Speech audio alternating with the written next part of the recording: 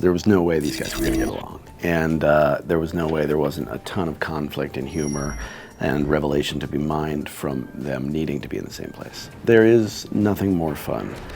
Figuring out the actual structure by which that could happen, that's just work. But figuring out what these guys might say to each other in a room, that was as much fun as I've ever had. What have I to fear? The Avengers. That's what we call ourselves, sort of like a team. Earth's mightiest heroes type thing. Yes, I've met them. Seeing everybody in costume, seeing these amazing actors in costume, like, because the film was like a relay race, and quite often people weren't on set at the same time. And the first time I saw everybody, like Robert in the Iron Man suit, Jeremy with his bow and arrow, Scarlett in her cat suit, Chris Evans in a big American flag, Chris Hemsworth at Thor in the hammer, and Mark Ruffalo at the back in a pair of grey and white striped motion capture pajamas. He was kind of the odd man out, but it was cool, man. It was a cool day.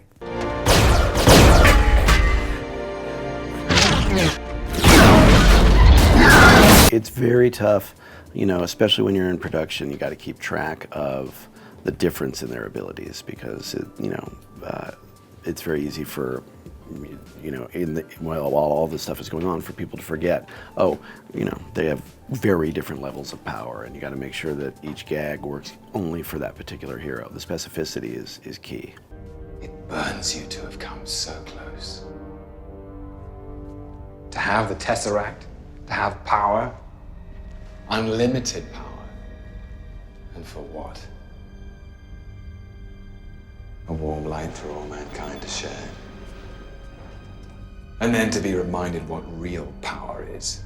I think he needs power, and he needs status, and the reason he wants to subjugate the earth and sort of have the human race bow and kneel before his feet is really because he's lacking in self-respect still. I mean, it's the engine of all of his megalomania and tyranny is still comes from a kind of psychologically desolate place in his soul. And there's quite a funny line that Joss actually wrote for me when Chris Hemsworth as Thor says, "You think yourself above them," and Loki simply says, "Well, yes." It's quite fun to say that line. It was difficult for me to sort of work that, because he was so sympathetic and his arc was so interesting in Branagh's piece in Thor. And but I thought about it a lot, and I talked to Drew Goddard, who I did Cabin with, and you know, his thing was he's come out the other end. And that allowed me to go, that's right, you know what, he's still got his pain, but now he thinks he's over it, and he's just gonna be as malevolent and have as much fun as Loki should ought to have. I mean, in this film, he's definitively the god of mischief.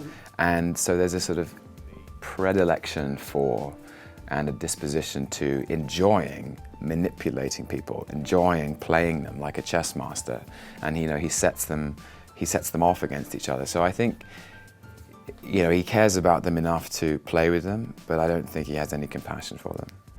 I have an army. We have a Hulk. Oh, I thought the Beast had wandered off. You're missing the point. There's no throne. There is no version of this where you come out on top. Maybe your army comes, and maybe it's too much for us, but it's all on you. Because if we can't protect the Earth, you can be damn well sure we'll avenge it.